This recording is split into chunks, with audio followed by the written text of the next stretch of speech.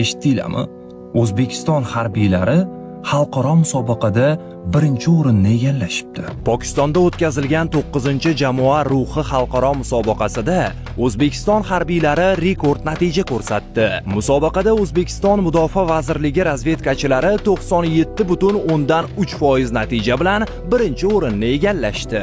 Ikkinchi o'rinda Malayziya 82,1% va uchinchi o'rinda AQSh 76,4% bilan. Musobaqada dunyoning 19 mamlakatidan 34 ta jamoa ishtirok etdi. Ular 90 kilometr masofani bosib o'tish va 31 ta yana turli to'siqlarni yengishlari kerak edi. O'zbekiston harbiylari bu masofani 33 soat va 34 daqiqada yengib o'tishdi. Shuningdek, O'zbekiston harbiylari 80 kilogramm og'irlikdagi yaradorni 5 kilometr masofaga tashish bo'yicha mutlaq rekord o'rnatishdi. Bu vazifa 27 daqiqada bajarildi.